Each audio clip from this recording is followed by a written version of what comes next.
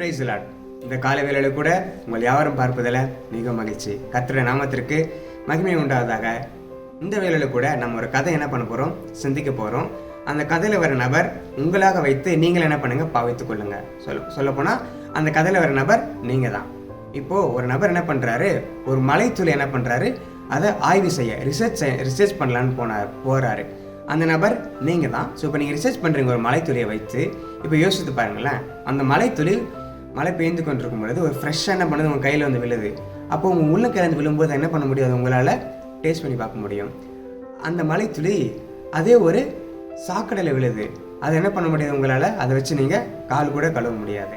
ஆனால் அதே மலைத்துளி ஒரு சூடான இடத்துல விழுது, அதை என்ன பண்ணுவோம், அது ஆவியாகி அப்படியே மாறி போயிடும். அதே மலைத்துளி ஒரு தாமரை போன்ற மலரில் விழுது, அது நல்ல ஒரு முத்தை போன்ற காட்சி அளிக்கும்.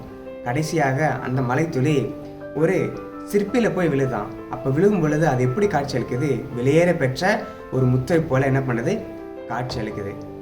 இதோட நீங்கள் என்ன பண்ணுறீங்க, உங்கள் ஆராய்ச்சியை முடிச்சிடுறீங்க. இப்போ கொஞ்சம் யோசிச்சு பாருங்களேன், மலைத்துளி ஒன்று தான், ஆனால் அது விழுகிற இடமும் யார் இடத்துல போய் சேர்கிறதோ அங்கே தான் அதோடைய மதிப்பும் மரியாதையும் இருக்கிறது. நீங்கள் வேதத்தில் கூட பாருங்களேன், லோத்து ஆபிரகாமோடு இருக்கும் பொழுது அவருடைய வாழ்க்கை எவ்வளவு நன்றாக சிறப்பாக இருந்ததை பார்க்கிறோம். ஆனால் எப்பொழுது ஆபிரகாமை விட்டு சோதம் குமர நாடு, அது ஒரு நல்ல நாடு, நல்ல ஒரு தேசம் என்று நம்பி அங்கே போனாரோ, பிறகு அவருடைய வாழ்க்கை மாறுபாடாய் முறிந்த ஒரு காரியத்தை பார்க்கிறோம். இந்த காலை வேளையில் உங்களுடைய ஐக்கியம் யாரோடு இருக்கிறது? வசனம் சொல்கிறது சங்கீதம் 1ஆம் அதிகாரத்தில், துன்மார்க்கருடைய ஆலோசனை நடவாமலும் பாவிகளுடைய வழி நில்லாமலும் பரியாசக்காரர் உட்காரும் இடத்தில் உட்காராமலும் என்று வேதம் நம்மை எச்சரிக்கிறது. உங்களுடைய ஐக்கியம் யாரோடு இருக்கிறது? நீங்கள் யாரோடு சேருகிறீர்கள்? அனைவரும் சொல்லுவாங்க, என்ன, நம்ம யாரோடு அதிகமான நேரத்தையும் யாரோடு அதிகமாக பேசுகிறோமோ நாம் என்ன பண்ணுவோம், அவர்களைப் போலவே மாறிவிடுவோமா? இந்த காலையில் நீங்கள் யோசிச்சு பாருங்கள்.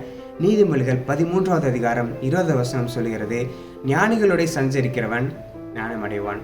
நீங்கள் யாரோட சஞ்சரிக்கிறவர்களாக இருக்கிறீங்க, யாரோட உங்களோட ஐக்கியம் இருக்கிறது? பழைய ஏற்பாட்டில் வேதத்தில் வாசிக்கிறோம், நோவா யோனாக்கு தேவனோடு என்ன பண்ணாங்கன்னா சஞ்சரித்தாங்களாம். அப்படி சஞ்சரிக்கும் பொழுது அவரோட வாழ்க்கையும் நல்ல பிரகாசமுள்ளதாக இருந்தது. நம் கண்கள் முடிச்சோமனோ இந்த கால வேளையில் உங்களுடைய ஐக்கியம் யாரோடு இருக்கிறது? உங்களுடைய டெய்லியுமே பேச்சு வழக்கை யாரோடு இருக்கிறது? ஒருவேளை தேவனிடம் இருக்கிறதா? இந்த நேரத்தில் கண்களை மூடி, ஆண்டவரே அதற்காக நன்றி. ஒருவேளை நான் தேவனுடைய இன்னும் நேரத்தை செலவிட நான் மறந்து விடுகிறேனா? இந்த வேலையில் கமிட் பண்ணி சோமணும். ஆண்டவர் இந்த கால வேலையில் கூட அப்பா கேட்ட வார்த்தையின்படி என்னை அர்ப்பணிக்கிறேன். ஞானிகளோட சஞ்சரிக்கிறவன் ஞானமடைவான் என்ற வார்த்தையின்படி அப்பா, நாங்கள் பாவங்களோட வழியில் இல்லாமல் பரியாசகர் உட்காரும் இடத்தில் உட்காராமல் ஆண்டவரே, உம்முடைய சித்தத்தை அறிந்து உம்மோடு நேரத்தை செலவிட எங்களுக்கு கிருபை தருவீராக. வேதத்தில் வாசித்தது போல யோனோக்கு நேவா தேவனோட சஞ்சரித்து கொண்டிருந்தார்கள், அவர்கள் தேவனோடு எடுத்துக்கொள்ளப்பட்டார்கள் என்று வேதத்தில் வாசிக்கிறோம். நம்மை அர்ப்பணிப்போம், தேவனோடு சஞ்சரிக்க, உம்மோடு பேச அனுதினமும் எங்களை அர்ப்பணிக்கிறோம்ப்பா. இந்த காலை வேளையில் இந்த வார்த்தை கேட்டுக்கொண்டிருக்க ஒவ்வொரு நபரையும் நீங்கள் ஆசீர்வதிப்பீராக. இந்த வார்த்தைக்கு நேராக அர்ப்பணிக்கிற ஒவ்வொரு நபரையும் நீங்கள் பயன்படுத்திக் கொள்ளுங்க. உங்களோட வளமில்ல கரத்தில் தாழ்த்தி அர்ப்பணிக்கிறோம். இந்த நாள் முழுவதும் உங்களோட கிருபையால் நடத்துங்க.